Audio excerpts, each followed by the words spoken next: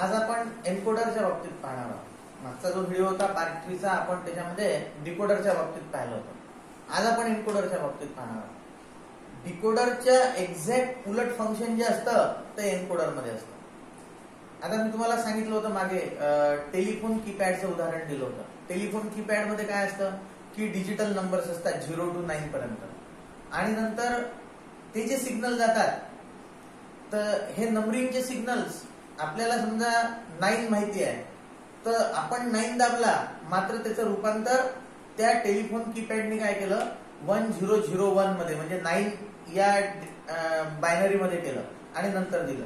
म्हणजे याचा अर्थ काय झाला की त्यांनी काय केलं एन्कोडिंग केलं म्हणजे डेसिमलचं रूपांतर बायनरी मध्ये करून त्या बायनरी मध्ये त्याचं एन्कोडिंग केलं म्हणून त्याला एन्कोडर असं म्हणतात। आता या ठिकाणी आपण डिफाइन केलं एन्कोडरला तर असं लक्षात येईल की encoder is a combinational circuit म्हणजे पुन्हा कॉम्बिनेशनल सर्किट म्हणजे जे काही आउटपुट मिळून राहिलं ते पूर्ण इनपुटवर अवलंबून असते। Encoder is a combinational circuit which is design to perform the inverse operation of the decoder म्हणजे डिकोडरचे एक्झॅक्ट उलट फंक्शन आहे। An encoder has an n number of input lines and m number of output lines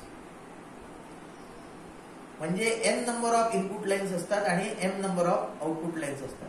An encoder produces an m-bit binary code corresponding to the digital input number म्हणजे m-bit binary code हे करतं डिजिटलच्या याच्या। आता जे उदाहरण दिलं तुम्हाला मी telephone कीपॅडचं त्या बाबतीत सांगितलेलं आहे।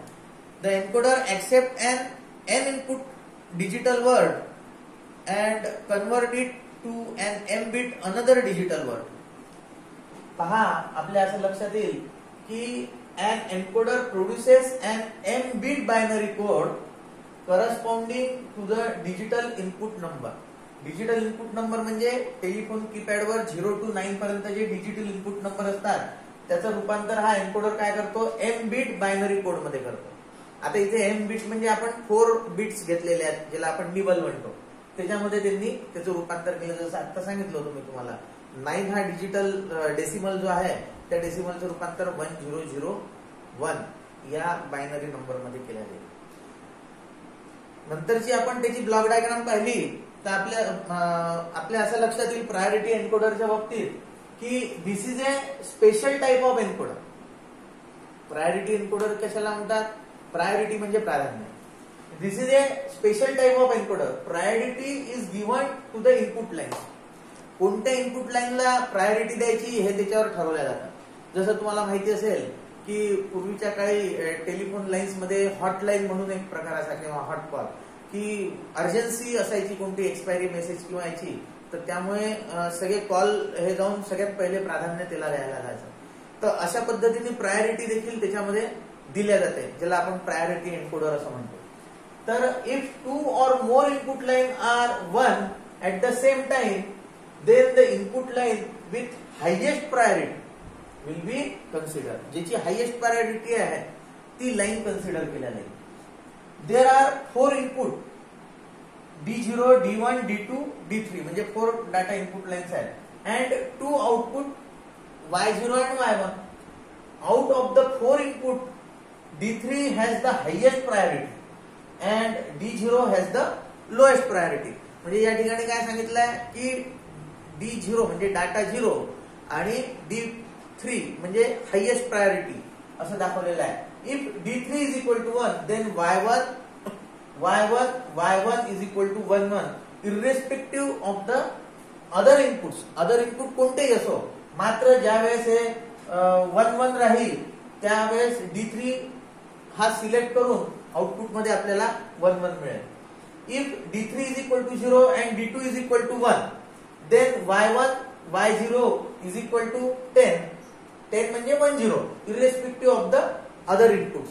याप्रमाणे हे प्रायोरिटी एन्कोडरच्या बाबतीत त्यांनी सांगितलेलं आहे। जर आपण त्याची ब्लॉक डायग्राम पाहिली तर प्रायोरिटी एन्कोडरच्या बाबतीत ब्लॉक डायग्राम असं लक्षात येईल की highest priority input D0 to D3 पर्यंत आहे आणि आउटपुट आपल्याला Y0, Y1 या ठिकाणी दाखवलं आहे। तर ट्रुथ टेबल मध्ये यांनी दाखवला हायेस्ट प्रायोरिटीच्या बाबतीत 0 0 0 0 आणि 1 हे जे क्रॉस आहे मागे तुम्हाला सांगितलं होतं डिमल्टिप्लेक्सरच्या ट्रुथ टेबल मध्ये की क्रॉस याचा अर्थ डोंट केअर कंडिशन असते।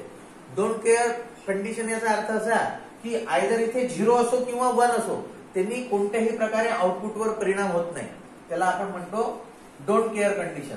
तर हे म्हणून इथे क्रॉस मध्ये दाखवलं, आयदर इथे 0 असो किंवा 1 असो, आउटपुटवर काही परिणाम होणार नाही. हे इनपुट्स हे महत्वाचे आहे असा अर्थ आहे त्याचा.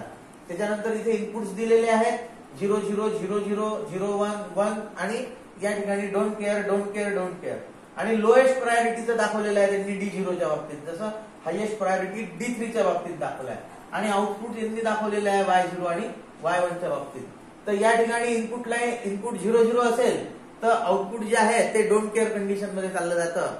त्याच्यानंतर हे जे Y0 Y1 आउटपुट आहे तर या ठिकाणी 0 0 0 0 0 1 0 1 1 डोंट केअर, तर म्हणून 1 आणि 0 आलं आणि डोंट केअर इथे 1 1 आला आउटपुट. या पद्धतीने या ठिकाणी त्यांनी प्रायोरिटी एन्कोडरच्या बाबतीत सांगितलेलं आहे. लॉजिक डायग्राम जर आपण पाहिली तर या ठिकाणी 2 ऑर गेट्स वापरलाय, एक अँड गेट वापरलाय आणि एक नॉट गेट वापरलाय. तर या ठिकाणी D0 D1 D2 आणि D3 या इनपुट लाईन्स घेतलेल्या आहेत त्यांनी आणि Y1 is equal to D1 plus D1 आणि Y is equal to D1 plus D1 आणि कॉम्प्लिमेंट ऑफ D1 असं दाखवलेलं आहे त्यांनी. तर ही जी लॉजिकल डायग्राम आहे तर या लॉजिकल डायग्राम वरून आपल्या असं लक्षात येईल की या डाटा इनपुट लाईन्स मधून कोणतं प्रायोरिटी सिलेक्ट होईल आणि ते आपल्याला आउटपुट मध्ये मिळेल. तर याला आपण एन्कोडर किंवा एन्कोडिंग वगैरे वगैरे म्हणतो. तर पुढचा जो पाठ आहे आपण कॉम्बिनेशनल नंतर जेव्हा सिक्वेन्शियल पाहू तेव्हा अजून तुम्हाला लक्षात येईल फ्लिप फ्लॉप वगैरे ज्या गोष्टी आहेत त्या पुढेच्या व्हिडिओमध्ये मी तुम्हाला सांगेल.